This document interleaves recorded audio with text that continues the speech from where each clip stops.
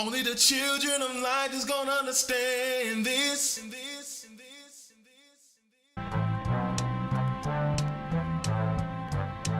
For there are three philosophical sects among the Jews, the followers of the first of which are the Pharisees, of the second, the Sadducees, and the third sect, which pretends to a severer discipline, are called Essenes. These last are Jews by birth, and Jews by birth. This is the knowledge of the Essene brotherhood. This is the knowledge of the Essene brotherhood. This is the knowledge of the Essene brotherhood.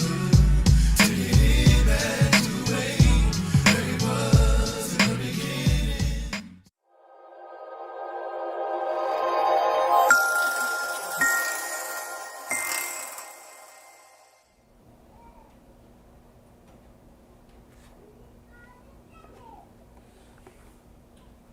All right, peace and blessings, peace and blessings, peace and blessings. Happy Sabbath, happy Sabbath, happy Sabbath, happy Sabbath. Peace and blessings. First and foremost, this is the Essene Community Church of Christ. My name is Archbishop Shamar, And I'm Bishop Micah Allah. and we be bringing forward today's Sabbath report / lesson. All right, and the topic and subject we'll be going into today is the glory of God. All right, the praise and abundance of God. All right, and we had did this lesson maybe several months back. All right, and we were due a part 2, but I believe that it's due to do it again from the beginning. All right, and because the message really is an important message, right, and it needs to be fully given into 2 parts, right, in its continuity. All right, so that the full effect is understood. So I felt the need to go back. People probably even forgot the glory of God and what it is. So, a refresher is always good, but also, more emphasizing, more understanding in these past months about what this glory of God means. All right, the praise and the abundance of God. All right, and it's an important topic, being that where people might be in their lives right now. All right. So we're about to go into this. Once again, it's the glory of God, the praise and abundance of God. All right. We're going to go to Isaiah 53:1 and begin. This is the book of the prophet Isaiah, chapter 53, verse 1. Who hath believed our report, and to whom is the arm of the Lord revealed? All right. So who has believed our report? Who's going to believe the report, the news, the broadcasting? All right. From the prophets, even Isaiah had to ask this time, and to whom is the arm of the Lord revealed, the power of the Lord. All right, we have to know who's going to believe the report of the prophets and who's going to believe that the power of the Lord has been revealed. The prophets, Isaiah even had to ask in his times. All right, knowing that how the Most High operates in the Old Testament.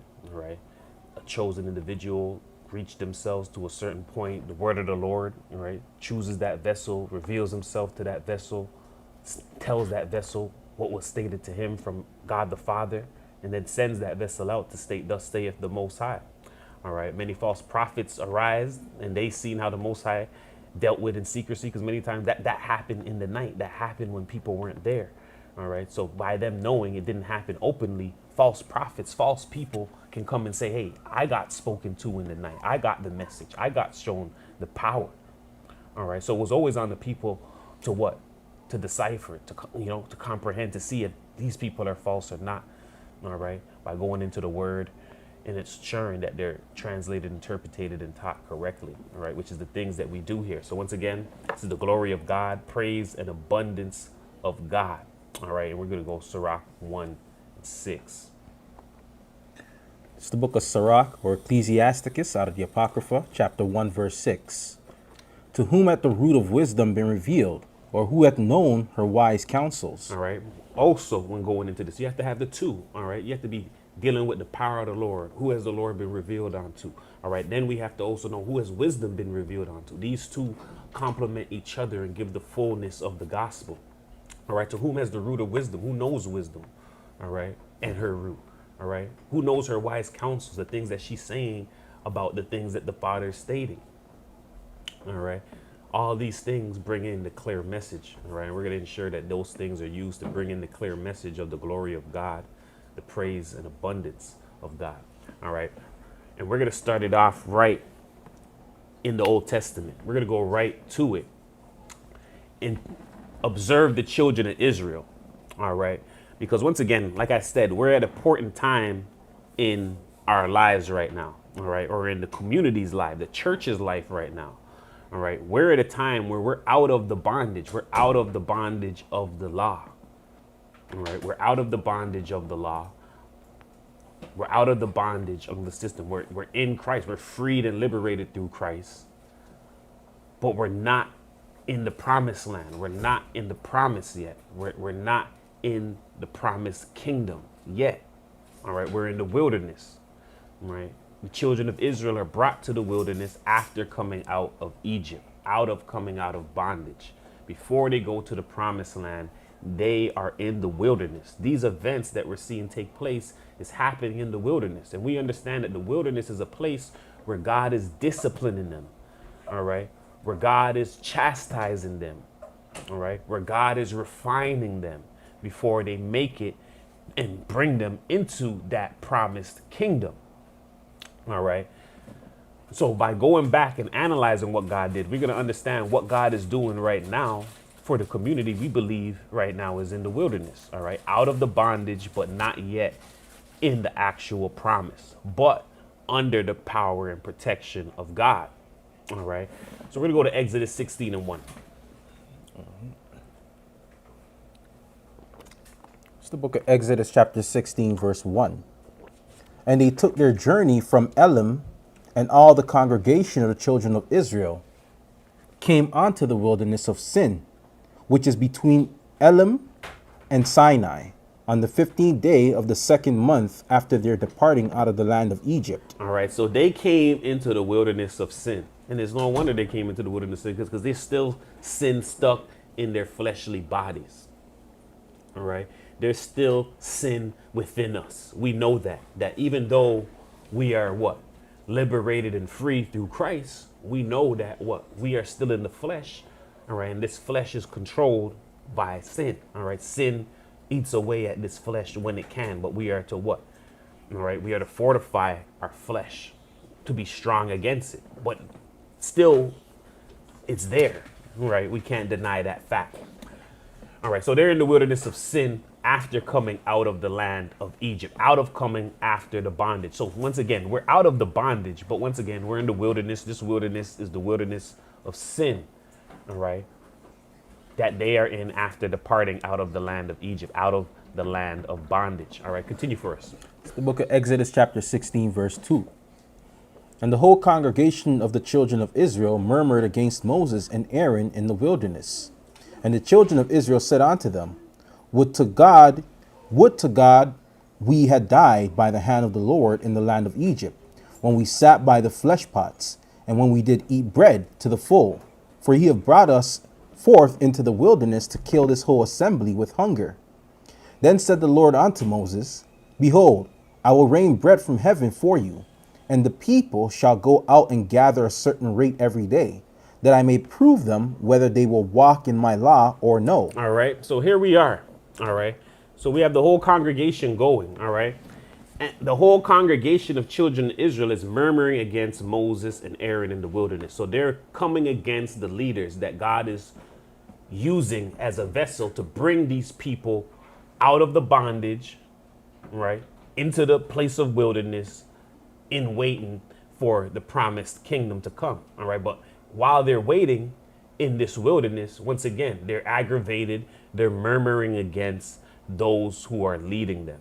All right. Those who God has sent to lead them. All right. And we're seeing the children of Israel say unto them, would have we that we died by the hand of the Lord in the land of Egypt? All right. When we sat by flesh pots, when we ate bread to the full. So they're saying God didn't have us die when we were in the bondage in the land of Egypt.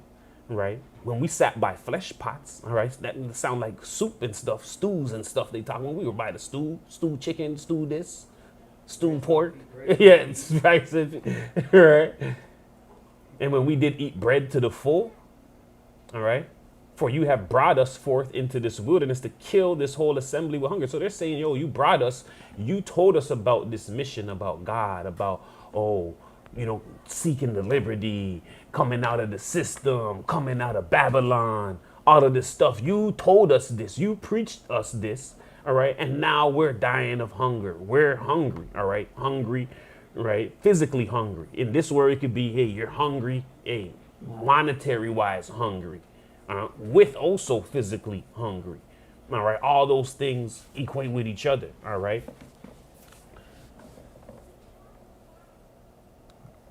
All right. And then he says, once again, then the Lord says unto Moses. So the Most High is seeing this and comes to Moses, right? Telling him, guess what? He's going to rain bread from heaven for him. All right. And the people shall go out a certain rate every day. All right, that he may prove them. So God hears this and he's like, all right, I'm going to solve it. I'm going to rain the bread. And we know that the bread, once again, is a semblance of substance. All right, at this time, it's to fill their stomach. But we know, once again, in the other analogy, this bread, right, fills bank accounts, fills other things. All right, he's saying, all right, this bread coming from heaven, meaning that, yo, this is coming from God. This is coming straight from God, not from the earth. All right, so he's giving them and saying he's going to open this. And he's going to do it at a certain rate every day. So he's saying, I'm going to choose the rate that I'm going to do it at every day. All right. That I may prove whether they will walk in my law or not. So he's saying the reason why he's holding back, first of all, is because he's training them. And now they're asking. And now he's saying, all right, I'm going to test them. And I'm going to give you a certain amount every day. And we're going to see if you listen to me or not. Because this is obviously the reason you ain't getting what you want right now. All right. And this is what we have to look into our life. Is it a reason why we're not getting what we want? Because God is saying, hey, we're not trained yet to be able to receive that which we want from him. And then when he hears your prayer, whatever, he gives you a little amount at a certain rate to test you. And do you fulfill or do you fail? All right. So we're going to continue. It's the book of Exodus, chapter 16, verse 4. Then said the Lord unto Moses, behold, I will rain bread from heaven for you, and the people shall go out and gather a certain rate every day, that I may prove them, whether they will walk in my law or no. And it shall come to pass that on the 6th day they shall prepare that which they bring in, and it shall be twice as much as they gather daily. All right. So this is the thing he's saying. All right. That he's going to, on the 6th day, all right, they're going to prepare that which they bring in, and it shall be twice as much as they gather daily. So he's telling them, this is how I want you to do. And it's all going to come together as we continue. All right, but continue for us. Verse 6. And Moses and Aaron said unto the children of Israel, at even, then ye shall know that the Lord hath brought you out from the land of Egypt.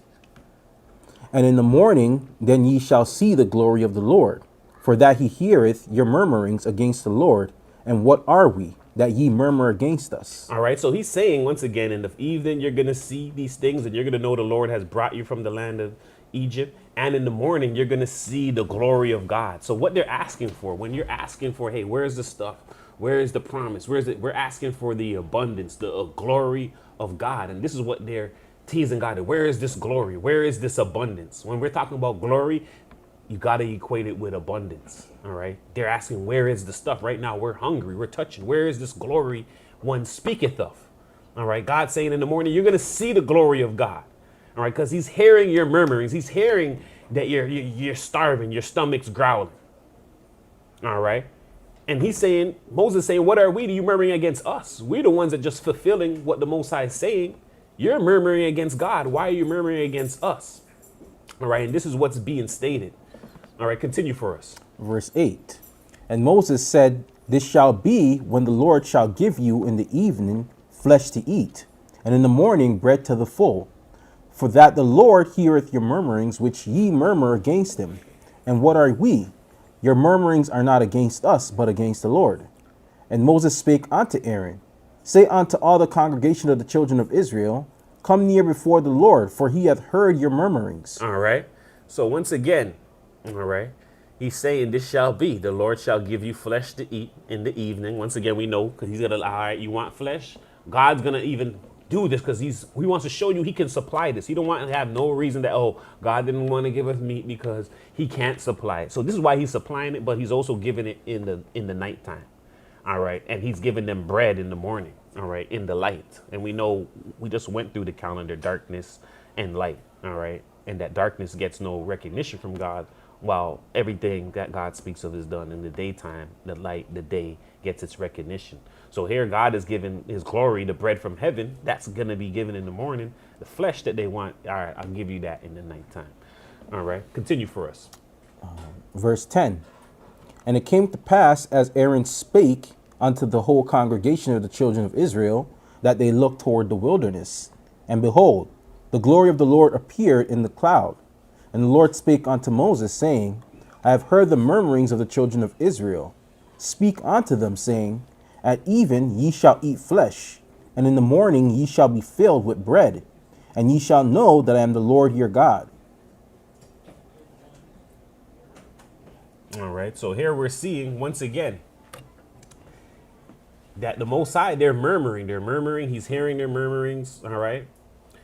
God is saying he's heard all the murmurings that they're murmuring, all right? Because they're saying, guess what? They're hungry, they're in need of bread, they're in want of more bread, all right? They're in need of these substances, and God hasn't provided it yet while they're in the wilderness, all right? The Most High speaking to Moses, saying, once again, I have heard the murmurings, all right? Speak unto them. At evening, they're going to eat flesh. So once again, God's saying you're going to have all the substance you want for your physical self. You're going to have the bread in the morning, all right? He's going to tease you with this thing so that they can see this. They then even are able to see God's glory in the clouds, all right? This glory is a splendor of light, all right, that God is showing them.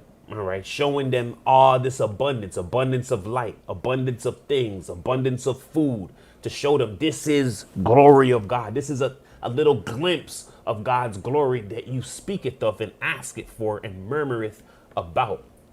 All right, continue for us. It's the glory of the definition of glory from the Hebrew 35. No. You're at the wrong one. You're using. Yeah. Sorry. No. Yeah, no, that's the wrong one. All right, 1 second. It's not the one for this one. Go to the main camera first. Okay. Hopefully, I sent the. I replaced it. That's the one I replaced. Or hold on. Praise and abundance. PDF. Yeah. This one here. Yeah, right? yeah, that okay. one. All right. So, yeah. That one. This one here, right? So Yeah, 36. yeah. Okay. Yeah, Count. yeah, Okay, yeah. so I'll start. Yeah. All right. All right. Yeah. Yeah, I gave them the right one. Yeah. All right. It's not getting 1 second. Continue to scroll. All right. All right. So we're gonna start back. We're at verse 12. It's the book of Exodus, chapter 16, verse 12. I have heard the murmurings of the children of Israel. Speak unto them, saying, At even ye shall eat flesh, and in the morning ye shall be filled with bread, and ye shall know that I am the Lord your God. And it came to pass that at even the quails came up and covered the camp, and in the morning the dew lay round about the host. And when the dew that lay was gone up, behold, upon the face of the wilderness there lay a small round thing, as small as the hoarfrost of the ground, on the ground. And when the children of Israel saw it, they said one to another, It is manna, for they wist not what it was. And Moses said unto them, This is the bread which the Lord had given you to eat. This is the thing which the Lord had commanded. Gather of it every man according to his eating, an omer for every man, according to the number of your persons. Take ye every man for them which are in his tents. All right. So this is what God's doing. This thing, bread, represents Christ, but it also represents, once again, substance. And God wants them to know, once again, that their substance is coming from where? They know about bread on the ground, all right? He wants them to know that this is God supplying you bread from heaven, all right? And they're getting the actual, oh, God's giving me bread from heaven. In our day right now, everything's abstract. So you're going to have to put on the thinkers to be like, yo, did this money come from God, from heaven? Because guess what? It's not like the Old Testament. It's raining down. Oh, I see some bread. I'm collecting, right? When you're getting money, you got to be like, is God raining down on me bread from heaven right now? Is this God's bread from heaven? All right. We're in the abstract New Testament. If it was Old Testament, then he know that you're so carnal. Guess what? you're so out of it. I literally have to rain down bread from heaven, and you still probably won't get what he's saying. Right? But now we understand in this. So they weren't seeing, God was saying, my creation is sufficient enough for you. You're not even paying attention to that. You're thinking about Egypt and all the bread and the you know, God can feed you through nature. And it's like a child that wants to go to McDonald's, right? But the parent has food there for them, and it's like, no, I want McDonald's, right? So you're failing to see that, so you make them blind. Yeah, well, he knew they weren't going to see it anyways, but this is his way of, all right, let me teach you, let me make you ask, and then let me show you the glimpses to, you know, confirm for you this, you're dealing with God of glory. Once again, because if they go into the wilderness and there's food and stuff there, they're not going to know if it's from God. So he has to starve them out first so that they know it's from them, right? And this is the stuff Indians even taught. The native Indians were teaching the Europeans when they came over here, that because they don't have that much, they do know when God gives them, because they can see when it's coming on their plate, because they were in a position where they needed, and then he provided. They could clearly see, in contrast to someone who has so much abundance. How can you tell that God just rained down for you, right? So he starves them out so that they know for sure God is feeding you bread from heaven. And once again, we're putting this in contrast to us now, new covenant, out of the bondage, right? Not in the promise yet, in the wilderness. Do you know if God, right? God hears your murmuring. God hears your complaint. God hears that you want more, all right? You want bread to the fullness. All right, this is what he'll do. He'll rain bread down from heaven. So once again, when someone gets, all right, some cash flow came in real quick, this came in, is someone thinking, hey, God rained me down bread from heaven.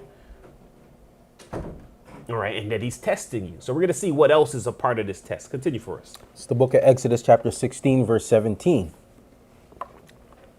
And the children of Israel did so, and gathered some more, some less. And when they did meet it with an omer, he gathered that much had nothing. He that gathered much had nothing over, and he that gathered little had no lack. They gathered every man according to his eating. And Moses said, let no man leave of it till the morning. Notwithstanding, they hearkened not unto Moses, but some of them left it up until the morning, and bred worms and stank. And Moses was wroth with them. All right. So once again, so the Most High is doing this thing. All right. So he called this bread from heaven manna. Once again, this bread gave them fullness. All right. Every man was eating according to what they want. All right. Every man's taken into his tents. All right. And Moses said, once again, this is the instructions that came with. Because once again, what is God saying? God is saying, all right, you asked for it. The reason why I'm not giving it to you is because I don't believe you're going to listen to me. But let me see if you're going to fulfill my law or not. He's saying, don't leave none of it till the morning. This is the rule with it. All right. So now God's raining down you bread. He's saying, don't leave none of it till the morning. And we're going to see. All right. So if God's giving you bread, he's saying, yo, you should be using that in the day that I gave you said bread from heaven. All right. And we're going to see why is he saying this. All right. So we're going to see this is what this is going on here. All right. So Moses is saying, let no man leave it until the morning. This is the thing. One of the clauses of getting the bread from heaven. If God is raining down bread from you, he's saying, yo, don't leave this bread till the morning. Why? Because God is saying, once again, we're seeing every day he gonna rain bread for you, all right? Why are you leaving some for the morning unless you don't believe it's coming from God, or God's gonna give you some more tomorrow? That's the only way you're not using it to the fullness today, because you don't believe tomorrow God is gonna give you. All right, but continue. This is the book of Exodus chapter 16, verse 21. And they gathered it every morning, every man according to his eating. And when the sun waxed hot, it melted. And it came to pass that on the 6th day they gathered twice as much bread, 2 omers for one man. And all the rulers of the congregation came and told Moses. All right. So once again, they gathered it every morning, every man according to his eating. So, what you need to do, what you need to eat. All right. They gathered it according to their eating. All right. When the sun waxed hot, it melted. All right. Come to pass on the 6th day, God tells them to gather twice as much. And we know the 6th day is a preparation day. All right. That's before coming up to the kingdom. All right. So in this time, God is saying, I rain double, and you're to use it up. And that which is used up, all right, is prepared up for what? The kingdom, the Sabbath day. All right. So whatever he's given, that substance, he's given double in that time, and they're to put it up for usage for the kingdom to come. All right. Which was the Sabbath day, the rest to come. All right. Continue for us. All right, so verse 23. And he said unto them, this is that which the Lord had said. Tomorrow is the rest of the holy Sabbath unto the Lord. Bake that which ye will, bake today, and seethe that ye seethe, and that which remaineth overlay up for you to be kept until the morning. All right. So once again, these are the clauses God has given to them with this glory and abundance. He's saying, once again, use it every day. Don't let none remain to the next day. And in the time of what? The preparation time, the 6th day, all right, the 6th age, all right, he's saying, hey, in this time, I'm going to rain double. And whatever you don't use in this time, all right, lay it over for what? The rest day. All right, we're going to see that this is for the kingdom. So we're going to get this all wrapped up into one on what God is really saying here. Continue for us. Verse 24. And they laid it up till the morning, as Moses bade, and it did not stink, neither was there any worm therein. And Moses said, eat that today, for today is a Sabbath unto the Lord. Today ye shall not find it in the field. 6 days ye shall gather, 6 days ye shall gather it. But on the 7th day, which is the Sabbath, in it there shall be none. All right. So once again, he's showing them, hey, he's giving double on the preparation. Why does he give double on the preparation? Because he wants you to have some for the Sabbath day, to bring to the Sabbath. And once again, the Sabbath is the holy rest of God. That's when Christ will be here, the 1,000 year.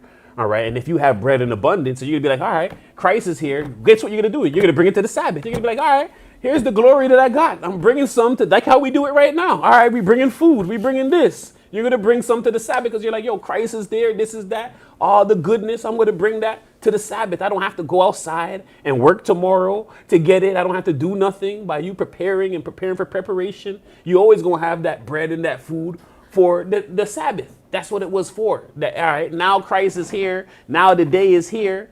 I could go to my account. I could go to anywhere. I have all the stuff stored up and I could bring it. What we see the nations bringing their substance to God. All right. This is the great day now. This, the Sabbath day. This is what these days represent.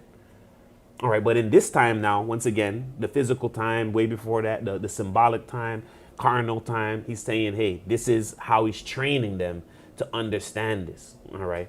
By making it stink in the morning so that they know what you cannot bring this over to the next day. When God is giving you bread, you use it in the substance and you use it for what it's needed for in that day. You look around and say, what is it needed for in this day to get the mission done? All right. Don't worry about tomorrow, because once again, they couldn't bring it till tomorrow because it was stinking. All right. And then we have, once again, the preparation day, double amount that was to be used in ready for the kingdom. All right. Which is the Sabbath day. All right. Continue for us. It's the book of Exodus chapter 16, verse 26. 6 days ye shall gather it, but on the 7th day, which is the Sabbath, in it there shall be none. And it came to pass that there went out some of the people on the 7th day for to gather, and they found none. All right. And this would happen because God would tell you I reigned it in abundance, and now he's here in the kingdom. Someone's going to go. Guess what they're going to go? They're going to go work. They're going to go outside. They're going to be like, yo, I want to bring more for God on that day. That's not what he said. He said on this day, you don't go outside and gather. Whatever you have gathered, it should have been gathered in the times before you came to the great Sabbath. All right. Before that time to the great Sabbath, you should have gathered those things and brought it up and stored it and had it ready for that great day. But on this day, people are going out, not listening to the Lord. Thinking that what? I can just go here real quick and do that and do this. And once again, we have the training here. So sometimes we have the Sabbath. If people are treating the Sabbath, you're like, all right, we run out on the Sabbath and do this real quick and do. Once again, that's not how God was looking at it. All right. You couldn't do that. All right. So continue for us. All right. Verse 27.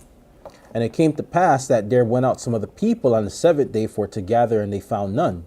And the Lord said unto Moses, how long refuse ye to keep my commandments and my laws? All right. So once again, they're refusing to keep the clauses that come with the bread. You just don't get God's bread. God's bread come with clauses and ways you got to use it.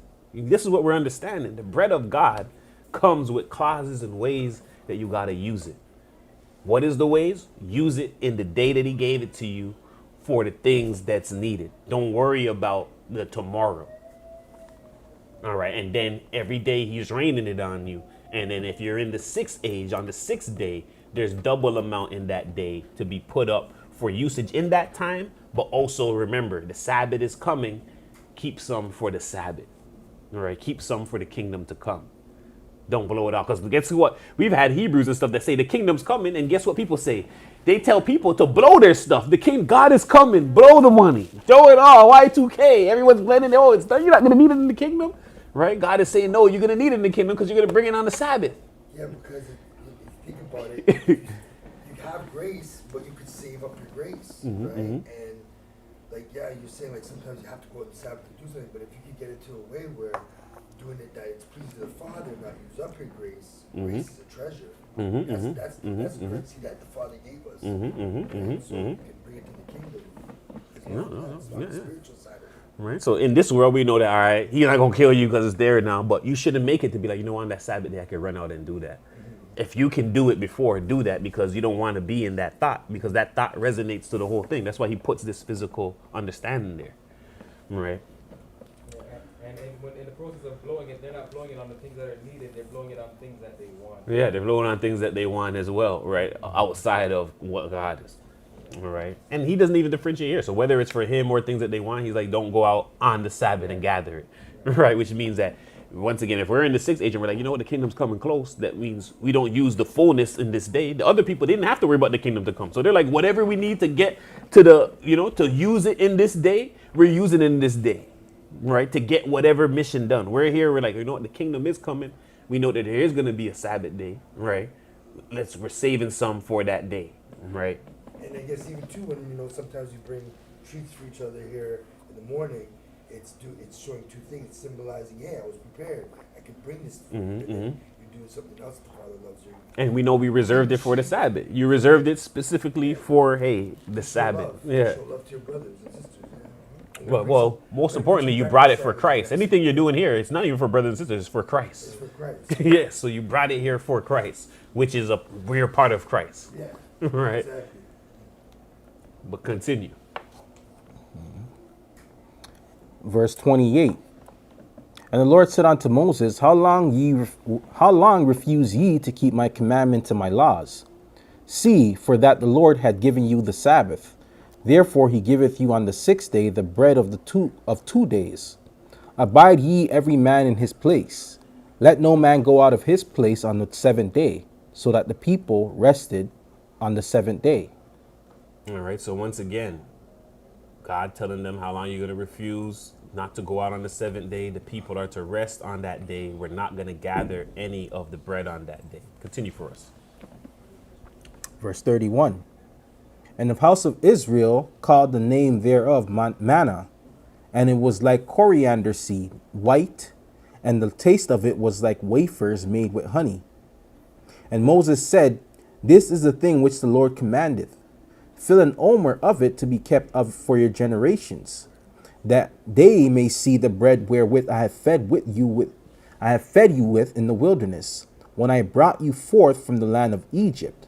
And Moses said unto Aaron, Take a pot, and put an omer full of manna therein, and lay it up before the Lord, to be kept up for your generations.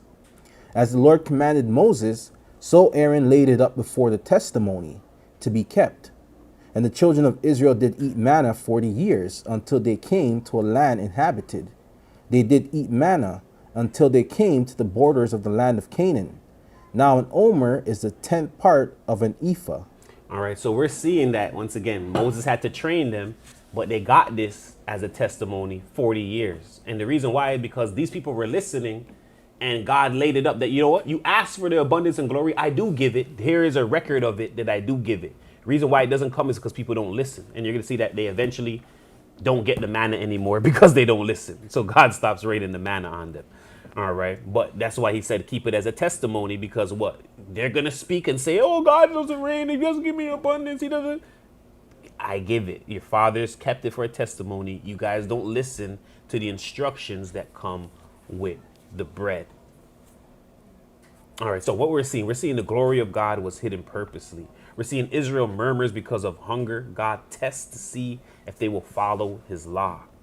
All right. The bread represents God's glory to be used in the same day, not for tomorrow, to be doubled up on the sixth day. All right. So we're going to get into some more understanding on this, on why he said what? Use it in the day that it's supposed to be used in. And we're going to go to the scripture that, hey, maybe people didn't understand what it's saying before, but now that we're on this, it's going to make very much clear sense what it's saying. We're going to go to Matthew 6:33. The book of St. Matthew, chapter 6, verse 33. But seek ye first the kingdom of God and his righteousness, and all these things shall be added unto you. Take therefore no thought for the morrow, for the morrow shall take thought of itself. The things of itself, sufficient unto the day is the evil thereof. All right, so Christ is telling them again, once again, he's telling them the secret. Seek ye the kingdom of God. Because what did they say? They're saying, oh, where's this abundance? That means they're seeking for it.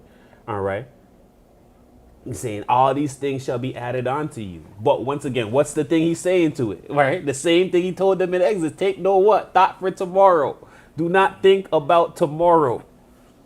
I mean, it doesn't mean, yo, we're going to blow everything up. What it means is that, yo, we're looking at the objectives on what is it that we need to do. Do we have what we need to do it? Then, yo, let's use it in this day for what it's needed to do. All right. And not be like, you know what?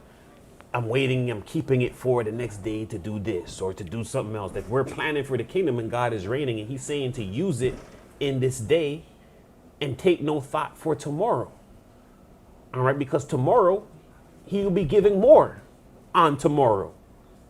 That's what we're seeing in Exodus 16. He's going to give more the next day because this is what he does. He's reigning it each day. All right, we're going to go to the basic Bible English. This is the book of St. Matthew, chapter 6, verse 33, out of the basic Bible English. But let your first care be for the kingdom and his righteousness, and all these other things will be given to you in addition. Then have no care for tomorrow. Tomorrow will take care of itself. Take the trouble of the day as it comes. So this is what we're seeing. We're seeing the fullness. He say, take no care for tomorrow. Tomorrow will take care of itself. God will, the problem that's tomorrow, God will reign it again for the problem for tomorrow. And this is communal problems. This is kingdom. This is not my own, what I want to do, what's going on with me or even me and my family. This is a community thing. This is all Israel gathered as a congregation for the mission, which is coming out of bondage into Egypt, going into the kingdom. All right. This is not anything outside of kingdom work. We're speaking on the kingdom right now. All right. And this is what he's saying. All right. Seek ye the kingdom. All these things are added. Use it in the day that it's supposed to be. All right. Use it in today. Don't worry about tomorrow. Fulfill the missions that is today. Or what do we need? We need a sound thing today to do this, to make the thing that we need that. If someone has it, then, yo, everything should be used for today to get what's done today. And then when we get to tomorrow, we're like, all right, what is the mission for today? All right, God will reign it again. So this is what he's showing us, and we have to believe and understand that. All right, we're going to go to Exodus 16 and 19, just once to emphasize this point again. It's the book of Exodus, chapter 16, verse 19. And Moses said, let no man leave off it till the morning. Notwithstanding, they hearkened not unto Moses, but some of them left of it until the morning. And it bred worms and stank. And Moses was wroth with them. All right. And this was a culture of Israel. All right. Maybe these things, there's a reason why Most High instills these things. All right. So even us as a community, I believe once again, when they were having these feast days, God was saying, use everything in this day. All right. We should be using everything that's brought. It should be used in the day that it brought, because this is the principle God was giving them. Any of those feast days, they weren't allowed to bring nothing home. God's like, we're going to have another one. Why you want to bring it home? All right. The point that he's trying to put us in is, yet whatever he's given us, use it today. Right. We're already thinking about, yo, I want to relax tomorrow and I'm going to eat it. Right. We're going to eat it when it's comfortable. He said, don't worry about that. Use it today. Use it for today. All right. Use as much of it today. That's the rules to what God gives us. All right. So once again, I'm even thinking of implementing that back, even though it's even me. I love to leftovers from the So much community, food, right? though. I Yeah. always used to eat all That once again, Yeah. right? Maybe bring it to the poor, bring it to this, or don't bring. Only use what we need in that day. All right. Or like you said, prepare enough to calculate. Correct. Right?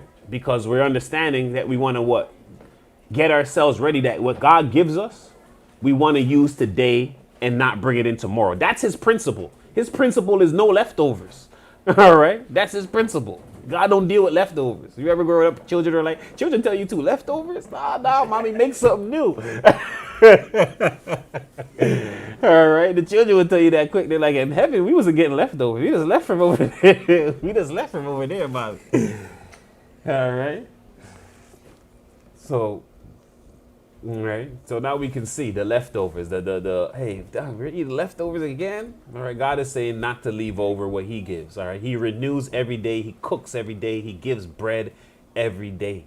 And I think that's a problem too, because in this world, everyone wants the bread to last past the day, right? And this is why preservatives get into it, all the stuff. Again, bread is not meant to, be lasting all these days.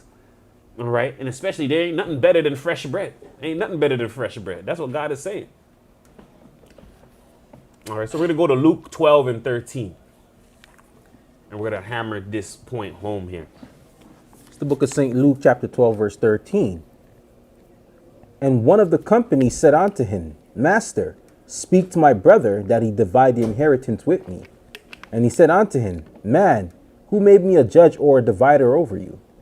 And he said unto them, Take heed and beware of covetousness, for a man's life consisteth not in the abundance of the things which he possesseth. All right. So one company, a man said, Master, speak to my brother that he divide the inheritance with me. So one saying, yo, divided, this brother's supposed to, he got inheritance. So to say, he's like, yo, tell him he's supposed to be sharing some with me. All right. And he said unto him, Man, who made ye a judge or a divider over you? All right. Continue. All right. And he says, beware, take heed, beware of covetousness. All right. For a man's life consisteth not in the abundance of the things which he possesseth. All right. So he's telling this man not to be covetousness, not to beware. And who is he speaking to? Is he talking to the guy who wants some of his stuff? I think he's talking to the guy who wants some of his stuff. All right. Because who else would be coveting? The other guy's not coveting because he has. Right. So it has to be the person who wants. All right, because he's telling him, once again, we went over the inheritance that God gives it to what? Who's deserving, all right? This is the same way Cain was thinking, all right? Yo, he has it here, that comes, I ain't getting God or thing. All right, so he's saying, take heed, beware of covetousness. A man's life consisted not in the abundance of things which he possess. So he's saying, once again, it's what's within that got him that what's without, all right? Don't worry about the abundance or the things of that, all right? Worry about what's within and what's important, all right? But continue. He now goes and gives a parable now. All right. We're at verse 16. It's the book of St. Luke, chapter 12, verse 16. And he spake a parable unto them, saying, The ground of a certain rich man brought forth plentifully. And he thought within himself, saying, What shall I do? Because I have no room where to bestow my fruits. All right. So he's saying, once again, he's showing this guy who's asking, right, the Lord, hey, tell this man to divide some. God is telling him, hey, all right, don't beware of being covetousness. And then he's letting them know a second message. Life consists not in the abundance of a thing which a man has. And then he wants to teach him a message by giving him the parable. And he's showing him, hey, listen, the ground of a certain rich man brought forth plenty. All right. He thought within himself, what he going to do? I have no room to bestow these fruits, these things. All right. Continue for us. In verse 18. And he said, This will I do. I will pull down my barns and build greater, and there will I bestow all my fruits and my goods. All right, so he said, yo, I'm going to build on my thing. I'm going to build a bigger house. I'm going to get myself a bigger house, and I'm going to store all my abundance in the bigger house. That's what I'm going to do. All right, so continue. Verse 19. And I will say to my soul, Soul, thou hast much goods laid up for many years. Take thine ease, eat, drink, and be merry. All right, so what's happening now? So this, if we're looking at all right, you're back in the wilderness. God is raining down this bread. Someone got the bread. They're like, yo, see this bread here that God rained me down? I have bread for life right now. I can just take my ease now. So once again, they're like, yo, my life is good. I'm not curious about what's going on with the kingdom and the church and all of that. I'm good. I'm set. I'm about to take my ease. I'm about to relax. I ain't got to worry about nothing. So this person not thinking nothing kingdom. This is all, they took the abundance that God's given them. They're like, this is for myself. This is for my rent. This is for my world that I'm in. My own happiness. Right? This is for me and my world, not church world. Right? Not we care what church doing. Not you care what the mission of the church is. They're like, this is for me and me. I'm good. I'm about to be living life for the next 15, 10 years. All right. And take my ease and be merry and watch. Let's see if y'all gonna get the abundance. All right. We're gonna see what Christ is saying next. It's the book of St. Luke, chapter 12, verse 20. But God said unto him, Thou fool, this night thy soul shall be required of thee. Then whose shall those things be which thou hast provided? So is he that layeth up treasure for himself and is not rich toward God. All right, so this was God was showing this person that was telling him, hey, tell this guy to divide up the things. He's like, don't worry about that, because if this guy is reaping to himself, guess what? He gonna end up dying, and you gonna end up inheriting that, because who's gonna use his stuff? All right, so God was showing once again that those who are getting it rained down on them and not using it for the kingdom, they're gonna be cut off. That's what he's saying. All right, because that which he gave us to use up in preparation is not for our personal life and our personal wants.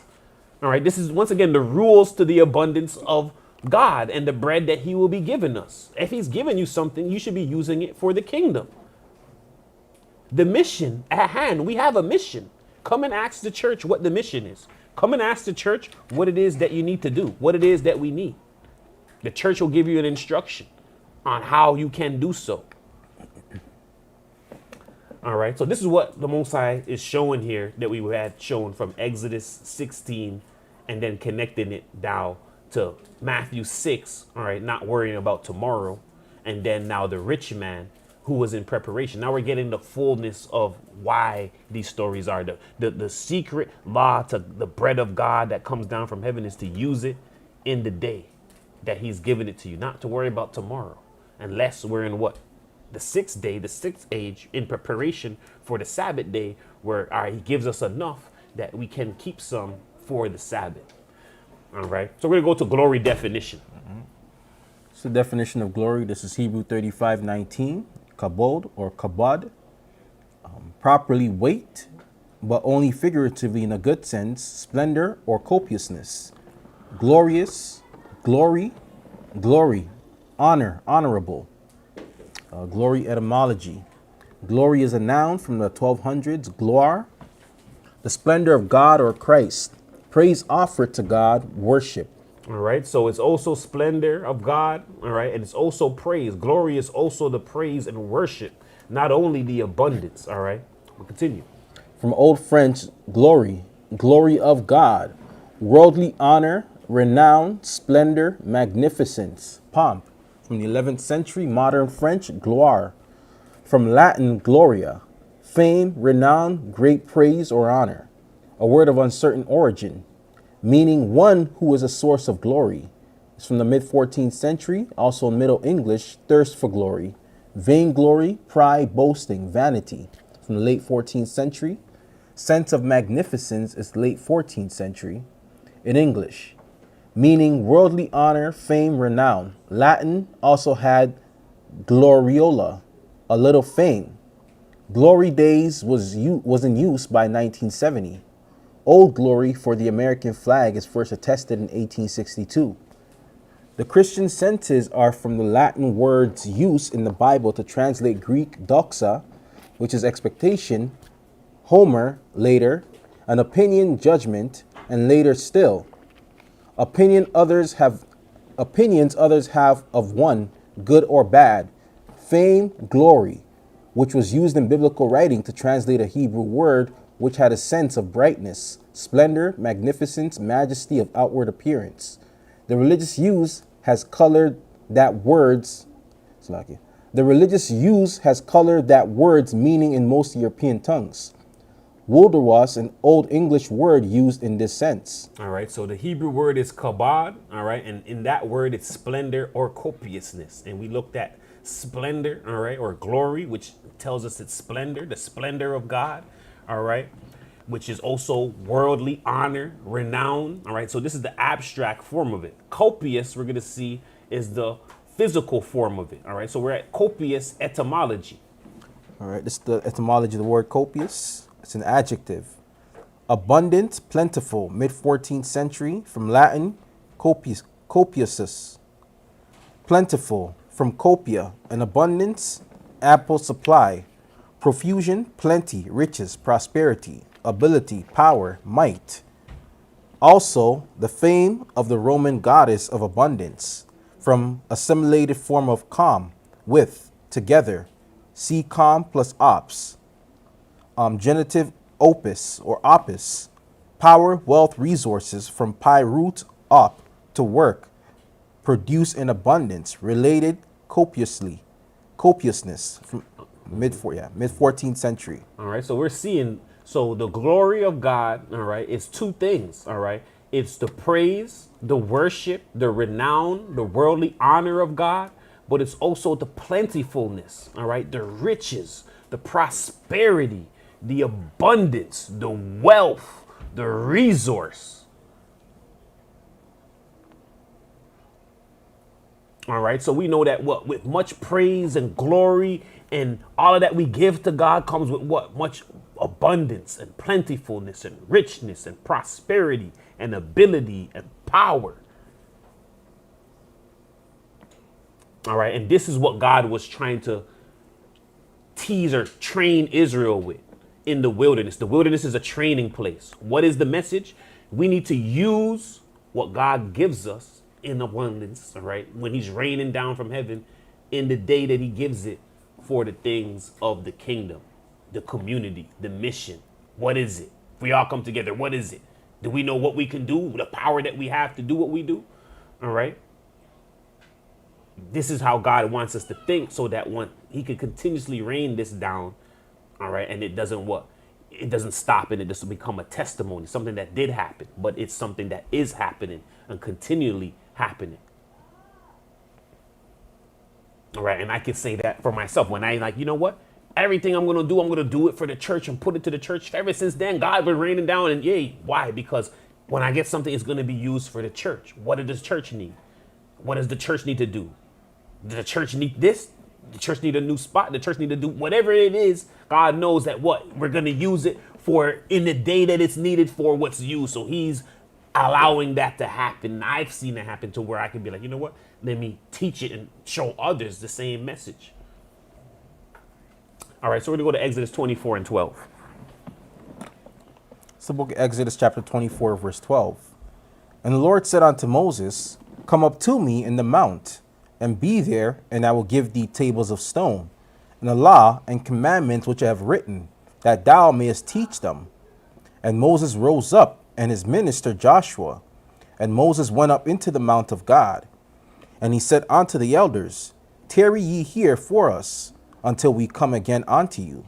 And behold, Aaron and Hur are with you. If any man have any matters to do, let him come unto me. And Moses went up into the mount, and a cloud covered the mount. And the glory of the Lord abode upon Mount Sinai, and the cloud covered it 6 days. And the 7th day he called unto Moses out of the midst of the cloud. And the sight of the glory of God was like a devouring fire on top of mount, in the eyes of the children of Israel. And Moses went into the midst of the cloud, and gat him up into the mount. And Moses was in the mount 40 days and 40 nights. All right. So here we're seeing, once again, all right, we're seeing that the Most High is showing and bringing Moses up, giving him the law, but also giving him the glory, allowing him to see the glory. All right, this is the abstract glory, the light of him, the splendor. So much it got to be covered with cloud. All right, and he's able to see that glory on the mount. All right, he's able to see that glory, that splendor. And it's just, once again, the glory of God. It's an abundance of light that he's seeing. And all these things are just representing God's glory. All right. So here, it's nothing physical. It's not bread. It's an abundance of light that's covered by the clouds. And Moses able to know that God is here because only he could bring such abundance of light. This is not the sun. This is not nothing. This is the glory of God. All right. So we're going to go to Genesis 45 and 8. It's the book of Genesis, chapter 45, verse 8. So now it was not you that sent me hither, but God. And he had made me a father to Pharaoh, and lord of his house, and a ruler throughout all the land of Egypt.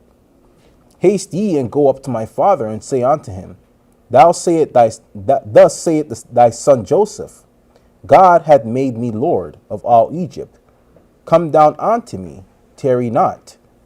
And thou shalt dwell in the land of Goshen, and thou shalt be near unto me, thou and thy children and thy children's children, and thy flocks and thy herds and all that thou hast. And there I will nourish thee, for yet there are 5 years of famine, lest thou and thy household and all that thou hast come to poverty. And behold, your eyes see, and the eyes of my brother Benjamin, that it is my mouth that speaketh unto you. And ye shall tell my father of all my glory in Egypt, and all that ye have seen, and ye shall haste and bring down my father hither.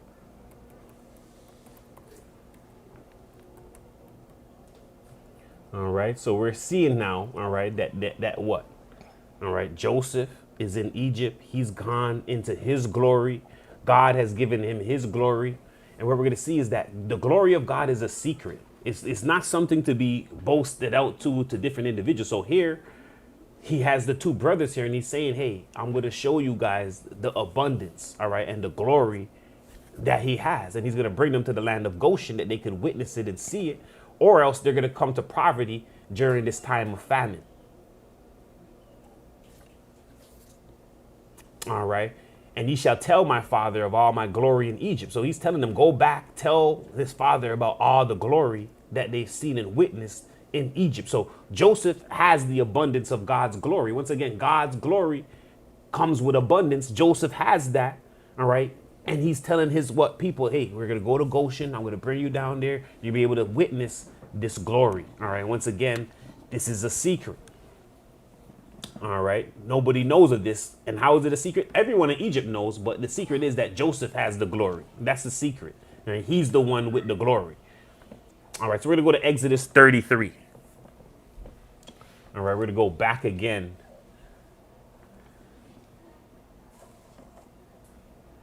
All right. With the children of Israel. It's the book of Exodus, chapter 33, verse 12. And Moses said unto the Lord, see, thou sayest unto me, bring up this people, and thou hast not let me know whom thou wilt send with me. Yet thou hast said, I know thee by name, and thou hast also found grace in my sight. Now therefore I pray thee, if I have found grace in thy sight, show me now the way, that I may know thee, that I may find grace in thy sight, and consider that this nation is thy people. All right. So once again, you could talk back to God, all right, and not talk back rudely. But once again, if you don't see something happen, and sometimes God is saying, hey, do you even believe? Do you even care? Do you even talk to me like I'm real, or want to request that? So this is why he will refrain from something to make you be like, all right, God, what's going on now? All right. If I found grace, you told me about this grace. Where is the other thing that's promised? Where is that? God wants to know, at least in your heart, you're searching for it. All right. So now he's saying, if I pray thee, if I found grace in thy sight, show me now thy way. All right, that I may find the grace in thy sight. All right, so continue for us. All right. It's the book of Exodus, chapter 33, verse 14. And he said, my presence shall go with thee, and I will give thee rest. And he said unto him, if thy presence go not with me, carry us not up hence. For wherein shall it be known here that I and thy people have found grace in thy sight? Is it not in that thou goest with us? So shall we be separated, I and thy people, from all the people that are upon the face of the earth. And the Lord said unto Moses, I will do this thing also that thou hast spoken, for thou hast found grace in my sight, and I know thee by name. All right, so he's saying he's going to do this thing because he's found grace in his sight. And he's going to confirm that, hey, you have my grace. And this is what we want to know. We're in the grace of Christ. We're in the new covenant. So we're in the grace of Christ. All right. Sometimes you got to tell yourself, and once same thing Moses does, pump yourself. God, show me the grace. Let me know that it's here. This sometimes you have to talk to God. All right. Let me know. Give me the confirmation. I need the confirmation. Give me some confirmation. I've been doing what I'm supposed to do. Lay out your things to God. All right. This is what I've been supposed to do. I've been trying to do this and that. You told me this is going to happen. Where is it? All right. I kept my end of the bargain. Where's your end of the bargain? All right. God is not angry at that. God wants to know that what you want it. Going back to what our lesson about wisdom and the milk. All right. We have mothers in here. If that child is not tugging on that breast, all right, that milk is going to stop. So that's what God's saying. If you stop asking me, I'm going to stop supplying. All right. Supplying wisdom, supplying abundance, whatever it is. All right. That baby continue tugging on that breast, then it's going to keep supplying. That baby stop. Then he must be like, yo, your baby's an adult. Then the breast is like, it don't need me no more, right? That baby don't need no more milk. She has to ask for the breast. It's crying. Yeah. Does it just stop? We have women, and does it just stop out of nowhere? And when the baby goes there, and it's like, it stopped. It can't go back to it. How long does it take for it to close up? For you to actually, you know what? Keep this baby off of it. I want it to close up now. How long does that about take? A while? What's a while? We need numbers. What numbers? Numbers, months? To fully dry up, it could take Months. months. No. A year? Different every time. And then how long, if they're to come back, does it just produce milk again? Does it just produce milk again? Can it drop up milk some and you still have the baby? It's still there. We trying to know, all right? Can it produce milk again? If it's dried up, 6 months separation, can the baby come again and suck on it and the milk drop? If it's a baby. If it's a toddler, it's not gonna happen. It's not going to happen again. But if it's a baby, you can show that happen. Once the baby continues, like going back consistently on the breast, Yeah. and sucking, it can build up the Okay. supply back. Okay. But if it's a toddler, Yeah. once they reach a certain age, it automatically starts drying up, right? Mm. On its own. Mm-hmm. So then when the child reaches a certain age, when it stops, that's it. Yeah. All right, so he's like, oh, you stopped that little moment. You didn't come back up. You lost out. Yeah. All right, so this is what God is saying. We got to constantly be asking God. Because if we're not constantly asking God, we're seeing it's going to dry up. God's like, you an adult now. All right, go get it on your own now. Go get it outside now. All right, I'm not an adult, God. I want that milk continually for the rest of my life. So I'm going to ask for the rest of my life. All right, I don't want it to dry up. All right, so this is what we're seeing here. All right, continue for us. It's the book of Exodus, chapter 33, verse 18. And he said, I beseech thee, show me thy glory. And he said, I will make all my goodness pass before thee, and I will proclaim the name of the Lord before thee, and will be gracious to whom I will be gracious, and will show mercy on whom I will show mercy. And he said, Thou canst not see my face, for there shall no man see me and live. And the Lord said, Behold, there is a place by me, and thou shalt not stand upon a rock. And thou shalt stand upon a rock. Verse 22. And it shall come to pass, while my glory passeth by, that I will put thee in a cleft of the rock, and will cover thee with my hand while I pass by. And I will take away mine hand, and thou shalt see my back parts, but my face shall not be seen.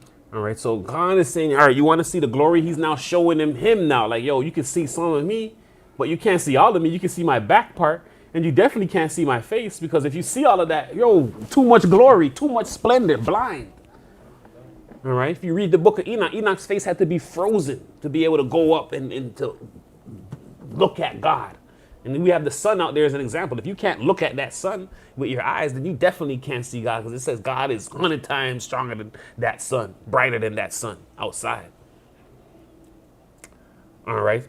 So God wanted to show him the glory. He's so big. He's so magnificent. He's like, all right, you want more glory? He's showing them glory from there. He's showing them bread. He's showing them all different types of abundance of glory to show him confirmation that you have the glorious, abundant God with you who always could supply. All right. And how do you know? Because anytime you want to see me, I have a splendor of light. If I even show you my backside, there's splendor of light. If I show you my face, there's too much. He's just trying to show you that there's so much abundance around me. I'm the God. I am God. We can't take it all in. You can't take it all in. So if you're asking for abundance, there's no way you can handle all of that. I'm just showing you little traits of my abundance. All right, we're at Exodus 28 and 2.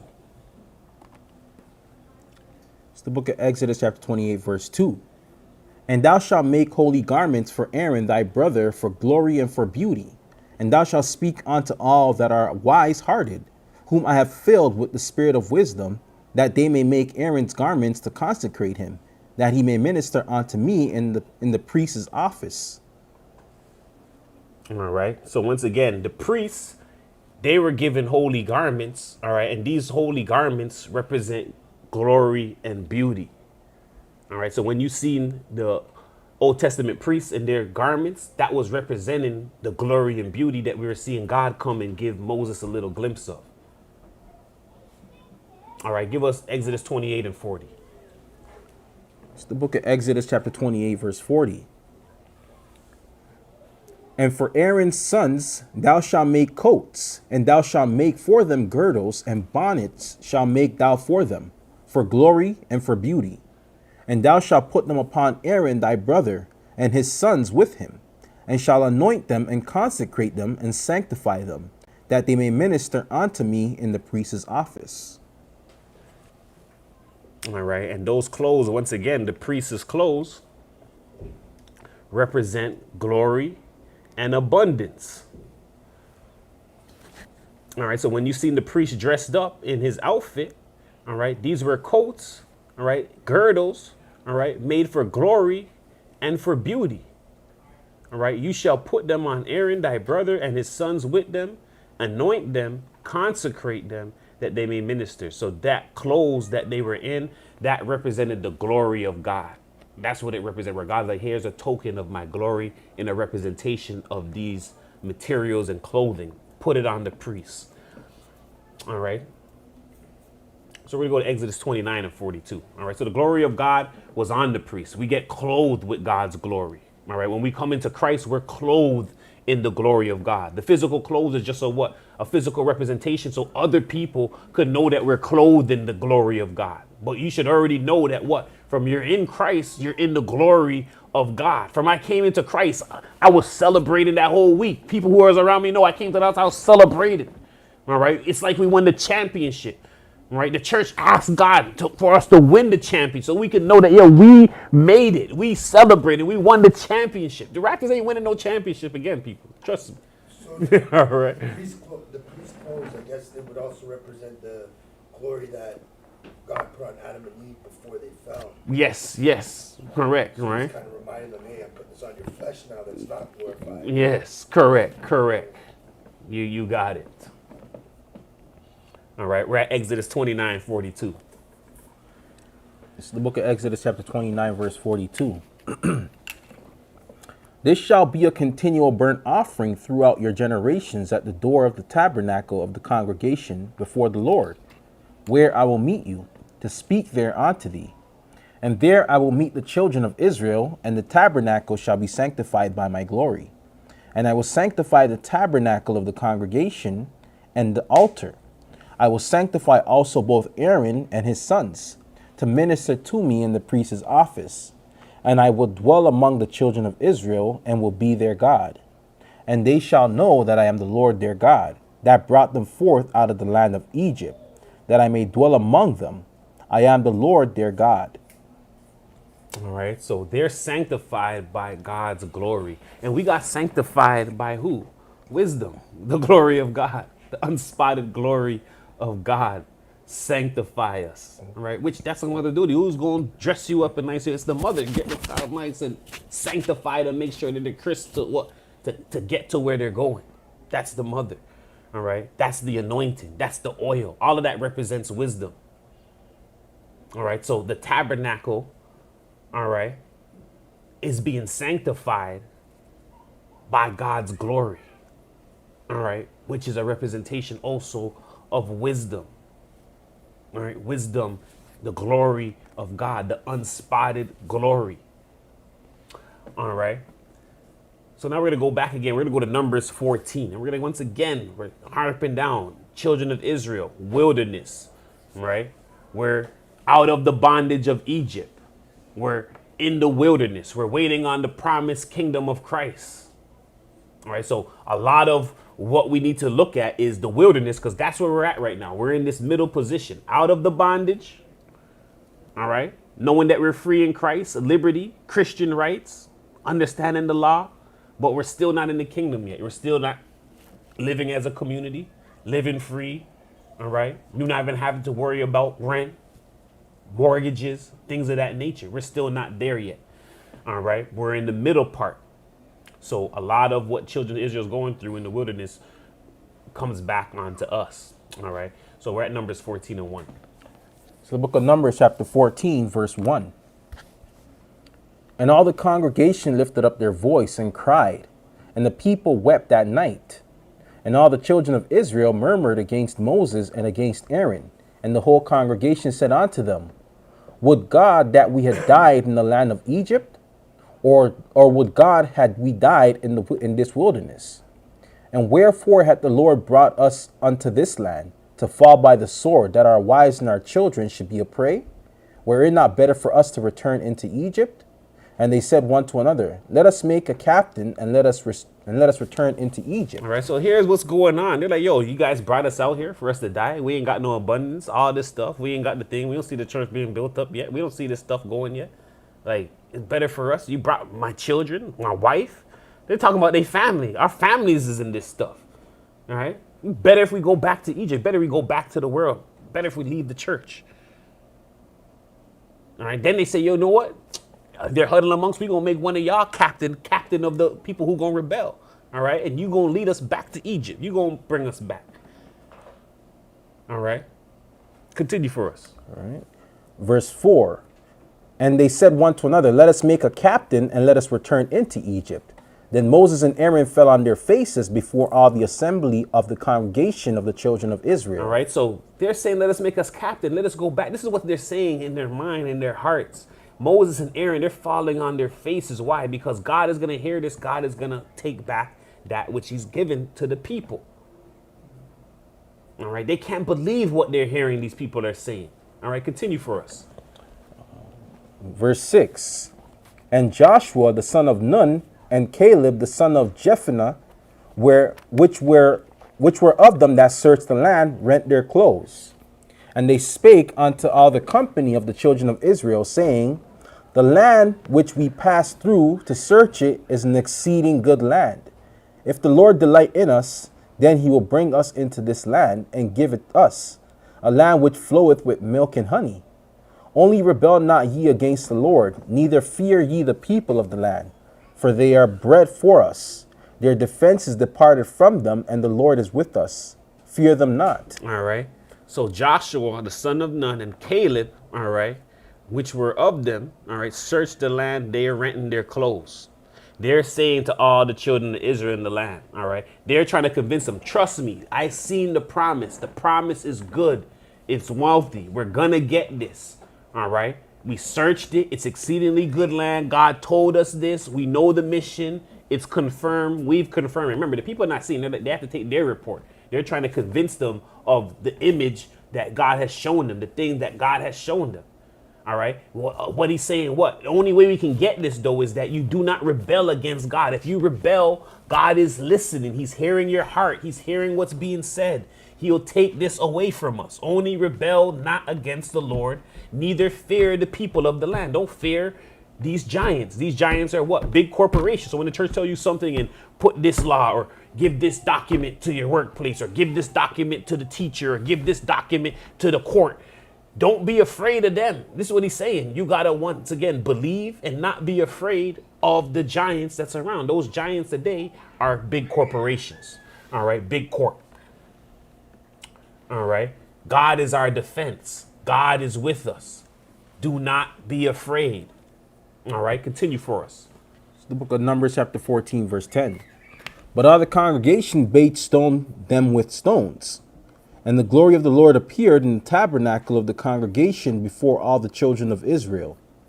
And the Lord said unto Moses, How long will this people provoke me? And how long will it be ere they believe me? For all the signs which I have showed among them, I will smite them with the pestilence, and disinherit them, and will make of thee a greater nation and mightier than they. All right, so all the congregation is going to stone them. All right, the glory of the Lord appeared in the tabernacle of the congregation before all the children of Israel. So once again, God appears the glory. All this ruckus and fuck. He's like, yo, boom, glory. All right, the Lord said to Moses, how long will this people provoke? How long they going to continuously not believe? How long will it be? How long would it be they believe me? All right. Even though I'm showing them all the signs, and the church got many signs. All right. We went up, we battled for homes against police. We still have the videos, several police surrounding me. God's laws is all I'm spitting out. They couldn't touch me. I'm driving. I have no license. I have no nothing. I'm fighting with everything. All right. We done sent deacons, gone into the church, gone into jail, send them with documents, freed them. All right. If we're talking about abundance and things, how do we get into a new place where we're at? All right. Look how fresh. Everyone that comes in here says, yo, in here is fresh. Fresh. Clean. All right. Anyone coming here first time, they're like, in here, clean, clean, clean. God is showing us little signs of the miracles already. Do you believe? Because this is what he's showing them in the wilderness. I'm not giving you the full abundance. Do what? Are you going to follow what we're saying to do so that you can get the rest of it? That's what he's saying.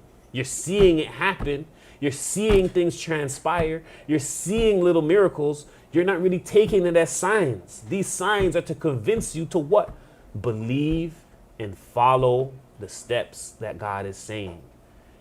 Use the bread of heaven in the day that it's given. There's a couple rules that we're seeing here that God is telling us to do so that he could keep bringing us this abundance, so that when we're in the kingdom now, we're trained and ready to operate and use the stuff that he's given us. All right. How long will you provoke me? How long will it be that you don't believe me? All the signs I'm showing among them. You know what? Smite them with pestilence, sickness. This person getting sick. That person getting this happening, that happening. All right. He's saying I'm going to choose a greater nation mightier than they. Because guess what? All this stuff y'all ain't believe. Y'all don't believe. Y'all talk about the scripts, but y'all ain't believe in the scripts. We don't want God to feel like that. All right. And this is how he's feeling here. After how much time we've seen how much abundance of things God is showing to show, yo, you have the God of abundance and glory. You're not in want of nothing. The Lord is your shepherd. You shall not want. He maketh thee to lie down in green pastures. All right. Numbers 14 and 20. It's the book of Numbers, chapter 14, verse 20. And the Lord said, I have pardoned according to thy word. But as truly as I live, all the earth shall be filled with the glory of the Lord.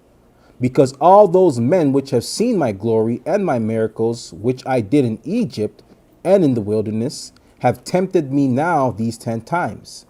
And have not hearkened to my voice. All right, so he's saying, look now, I have pardoned according to my word. He's like, I'm going to fill the whole world with the glory. Because guess what? Because all the men that I've shown my glory, my miracles that I did in Egypt, in the bondage, and in the wilderness. So God does these miracles in Egypt and in the bondage. So we've seen it in both places. All right. And they tempted me 10 times. We're seeing how much different stories of, yo, show me the abundance, God. All right, God, show me a little abundance. Show me a little abundance. Still not following through. Still not listening. It's when the prophet comes along and tries to tell them, then they want to get pushback. It's because they want God to be like, oh, it's okay. I'm going to give you castle right now. And, They want to see it every time, but he's trying to say, listen, don't listen. go to their fire right now. Yeah. Just listen to what I'm sending to you. Right? And that's what the people feel to be that God. Right. And we just had this message too that Bishop Arak gave on our call yesterday. All right. We just had this message again where he said what? He said, do you constantly want to be learning from the fire? All right. Or do you not want to learn from being told ahead of time? All right. But as children like to, well, all right, yeah, I heard what you're saying, but they want to feel what you're saying. All right. So that's what we're seeing here with the children of Israel. All right. So continue for us. All right. It's the book of Numbers, chapter 14, verse 23. Surely they shall not see the land which I swear unto their fathers, neither shall any of them that provoke me to see it. But my servant Caleb, because he had another spirit with him and had followed me fully, him will I bring into the land whereinto he went, and his seed shall possess it. All right. So we're seeing surely they shall not see the land. All right. Neither shall any of them that provoke me see it. All right. But who shall see it? Caleb, because Caleb and Joshua were the ones that are like, yo, we believe fully. All right. But my servant Caleb, he had another spirit. Joshua, they're the leader. Joshua was the leader. Caleb, he had another spirit with him. He followed him fully. He followed everything God's saying fully. This is why we send out a daily requirements. Follow God fully. Because then if you're saying, now you can ask, we're like, God didn't give you it? Did you check your thing? Are you following God fully? You following God fully. Why is he not going to give you? When you're coming to complain to God, it's now that, yo, I've completed all tasks, God. Everything's done. Where is my due? You said it was going to be here. You're not a liar. I filled my part. But if you don't fill your part and you're asking God, hey, where is my due? Brother, what did you fill out? What did you fulfill? Once again, he said Caleb had what? Another spirit. He followed me fully. He followed me fully. He did everything I asked fully. When we went back and we seen Exodus 16, I'm going to test you whether you guys going to do this or not. Caleb was one of the families that everything God said, he did. So what about people in the world that are rich and have everything and they're not? We're going to get to them. All right. We're not talking about they're different. They're of something different. All right. That's in this lesson too. We might not get there today, but it's definitely here too to show that. All right. We're going to go to Proverbs 33 and 32. But once again, Caleb had a different spirit. Caleb followed him fully. This is the reason why we're sending out things. We're double checking. We're examining. We're doing all of that. Because what? We want people to be like, what? There's no excuse. You see the stuff. You see the report. You know why this is happening. Fix it. God will fix everything. This is what's happened. This is what we're seeing. Proverbs 3:32. It's the book of Proverbs chapter 3, verse 32. For the froward is an abomination to the Lord, but his secret is with the righteous. The curse of the Lord is in the house of the wicked, but he blesseth the habitation of the just. Surely he scorneth the scorners, but he giveth grace unto the lowly. The wise shall inherit glory, but shame shall be the promotion of fools. All right. The forward is an abomination to the Lord. But his secret, what's the secret? We've seen the glory is a secret. The secret is with the righteous. The righteous got it. They're like, all right, y'all don't believe in the glory. Okay, cool.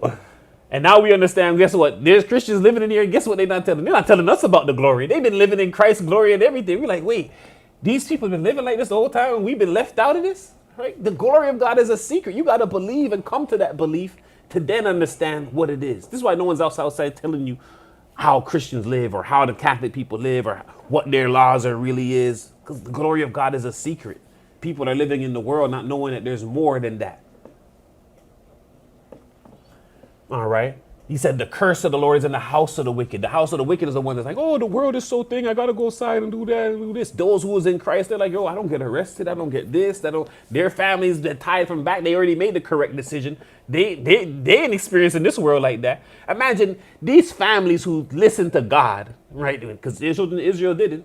These families were in Europe and over those places. They heard about new lands. Imagine they heard about new lands. They were able to part out the new lands amongst their family. Come over here. Start a whole new life. Have slaves. You know how much abundance is in their accounts?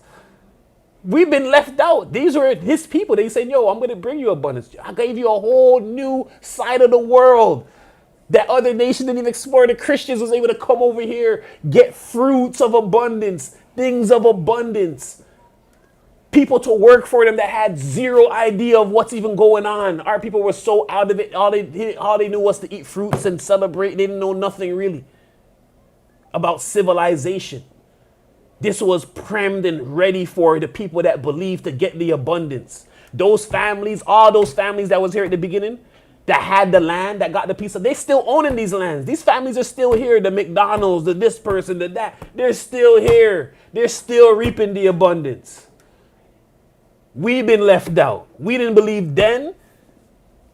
And they came and they received the abundance and we were a part of the abundance they received. All right.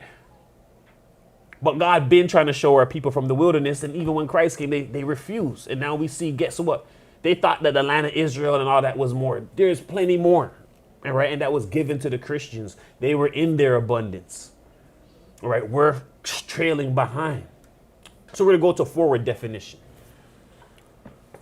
This is the definition of forward. This is out of the Strong's, Hebrew 38:68. Lose. A primitive root to turn aside. That is literally to depart, figuratively to be perverse. Depart, forward, perverse, perverseness. All right. So forward is those who depart. Those who turn aside are an abomination to God. Those who depart from what God is saying that is an abomination to him. The forward is an abomination. Those who turn aside to depart, all right, and be perverse, they're an abomination unto God. All right, we're going to go to forward etymology. It's the etymology of the word froward. Froward, it's an adverb. 12th century, froward, froward. Turn against, perverse. Disobedient, peevish, petulant. Adverse, difficult, as a preposition away from the northern form of Old English, from word. See from word. With Old Norse, fra, see fro, in place of English from. Opposite of toward. It renders Latin pervertus in early translations of the Psalms, and also meant about to depart, departing, and doomed to die. Related forwardly, frowardness from the 12th century. All right. And it's funny too because the word forward, they have it that it goes that way. All right. But here we're seeing the forward, which is just a little difference in the word, the placement, is really meaning back way. All right. So we always have to correct these things. All right. So they, once again, day, night, we just seeing north and south too, that they're turning that upside down. Now we're seeing forward, which people would say is going that way, is really back way. All right. All right. The I think opposite of toward. it's to and fro. So like to, like forward, and fro is backwards. Yeah. Yeah. Yeah. I was about to say the same thing. Toward. Fro. Yeah. There's two means to go. Yeah. Towards, yeah. Mm-hmm. Forward. So look at that. All right. So why would they? And the thing is, they just change the R placement. They just put the R a little before. This is how they do to mess up your mind in the variations of English. All right. So now we won't connect that forward with this forward, but they're the same forward. All right. So it really is true. Watch your speech. Yeah. You gotta watch your sleep. You gotta trade in everything because once again, Satan's trying to twist our world upside down. The principles. All right. So forward, once again, turned against, or adverse, difficult, away from. God thinks those who are away from, turn away from him, turn against him, all right, move away from him, they're an abomination. All right, we're going to go to scorner. It's the definition of scorner out of the Strong's. Hebrew 38:87. Lutes or lutes. A primitive root properly to make mouths at, that is, to scoff, hence, from the effort to pronounce a foreign language, to interpret or generally intercede. Ambassador, having derision, interpreter, make a mock. Mocker, scorn, scorner, scornful, teacher. All right. So once again, all right, scorner, all right. Scorner is a mocker, all right. To intercede, all right, to interpret. Someone who's coming in, they're mocking, they're trying to interpret, they're a scorner, all right. They're scoffing.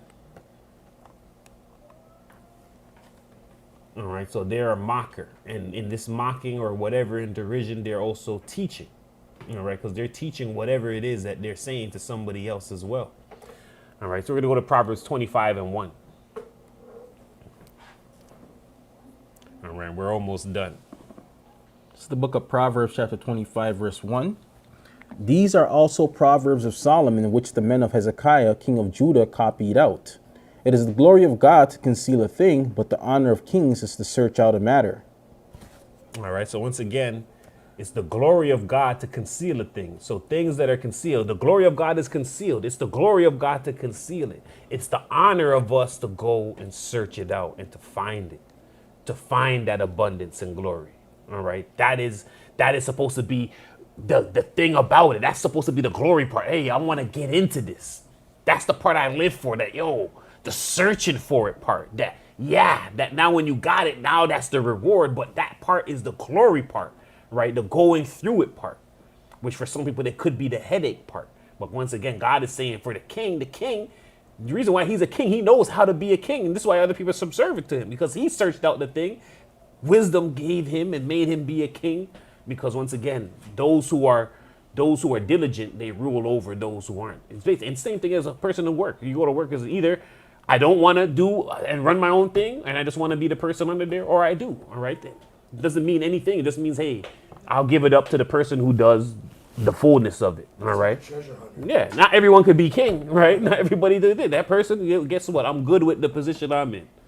All right. And we're going to go to Deuteronomy 5:24.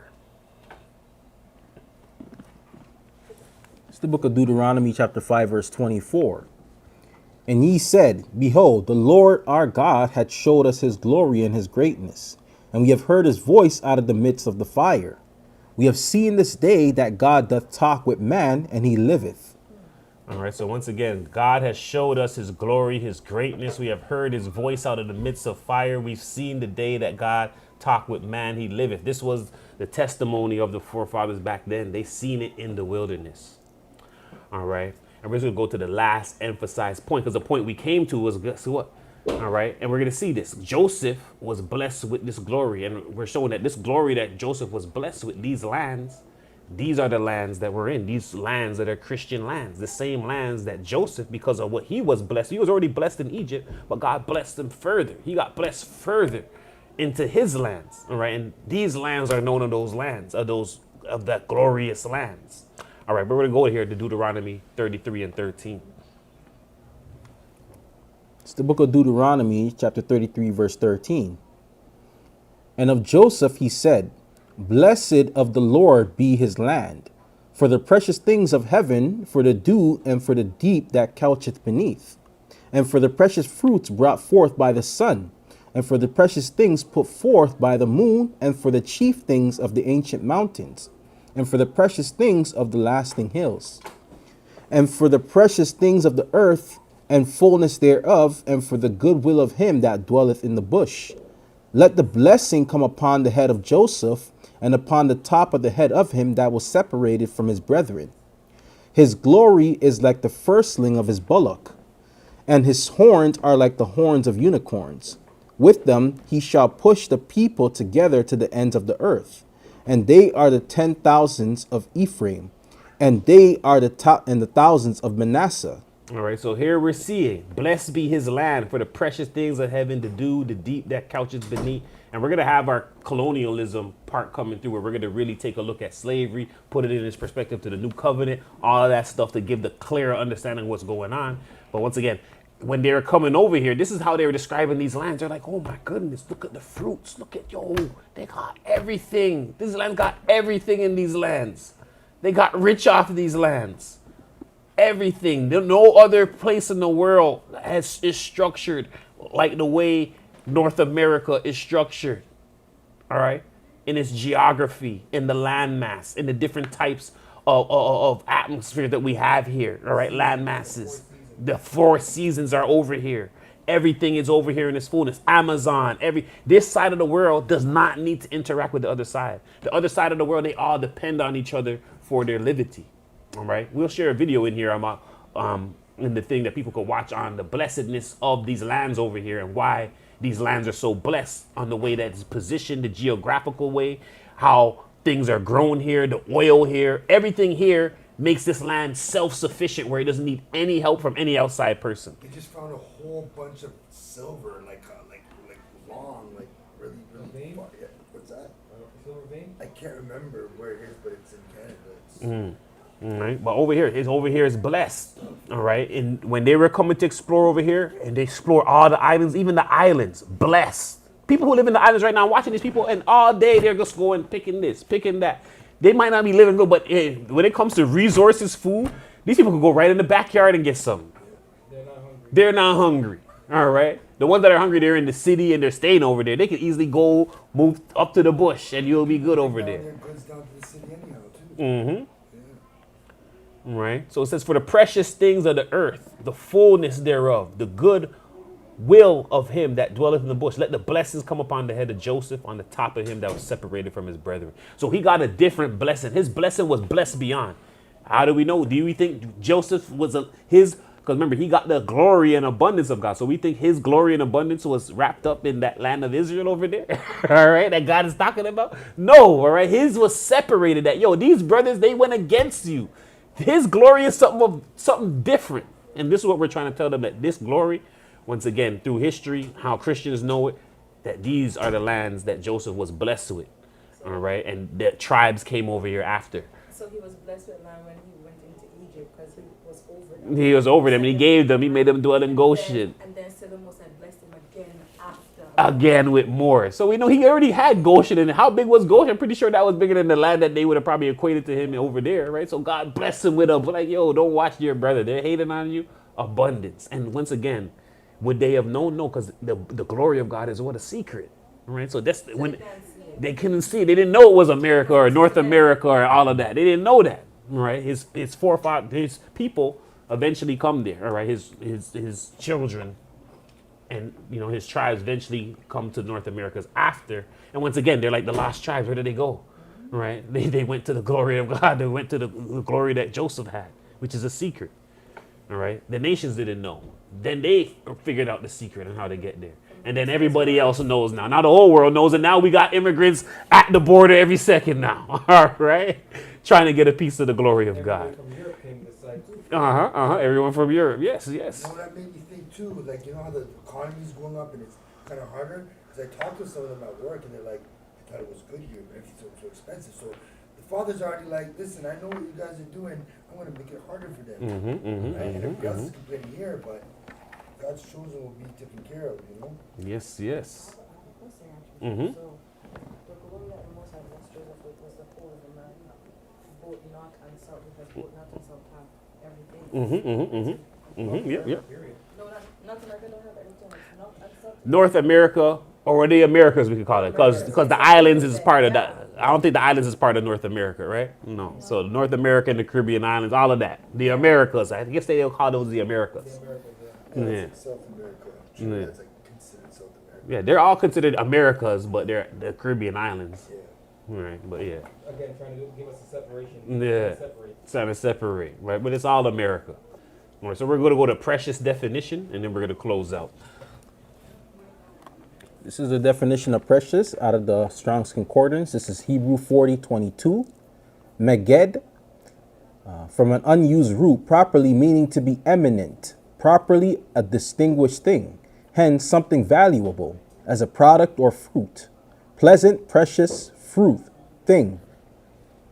All right, a distinguished thing. All right, so, all right, going back to, for the precious things of the earth and the fullness thereof, he gave it to him, which are distinguished things. So the land is distinguished, the fruit is distinguished, all of those stuff is distinguished that he got. And we know North America's things, or America's things, is distinguished from the rest of the world. The fruits, all of that, they're all distinguishable. All right, we're going to go to 1 Chronicles 15 and 25. It's the book of 1 Chronicles chapter 15, verse 25. For great is the Lord and greatly to be praised. He's also to be feared above all gods. For all the gods of the people are idols, but the Lord made the heavens. Glory and honor are in his presence. Strength and gladness are in his place. Give unto the Lord, ye kindreds of the people. Give unto the Lord glory and strength. Give unto the Lord the glory due unto his name. Bring an offering and come before him. Worship the Lord in the beauty of holiness. All right, the Lord is great, greatly to be praised. He's to be feared above all. All right, because all the other gods are idols. Glory and honor are in the presence of the Lord. All right, give unto the Lord. Why is he saying? Because he is abundance. If he is glory And if he's abundance, he's saying, give unto the Lord, ye kindreds. Give unto the Lord glory and strength. So he's saying, give me some of the glory. The same way I give you glory, you bring me some of the glory. Give unto the Lord the glory due unto his name. We understand. If we're talking about God is glorious, then anything we're doing for God got to be glorious because he's going to give you glory. All right? We can't come small for God. We can't offer small for God. I'm sounding like T.D. Jakes or one of them. We can't come small for God, all right? Come out the pocket for the Lord, all right? But this is what he's saying. This is the message, all right? Give the glory due unto his name. If God is glorious in abundance, and we're seeing how he's showing, hey, how I'm a God of abundance and glory and praise, we got to replicate the same in how we are saying, hey, I got something for you, God. All right, I got worship for you, God. I got substance for you, God.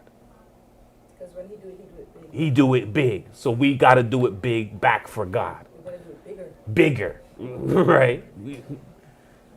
All right. So once again, the glory equals abundance of praise, honor, and worship. All right. We're going to go to Philippians 4 and 8 and close out. Okay. Let's go to the scripture stuff.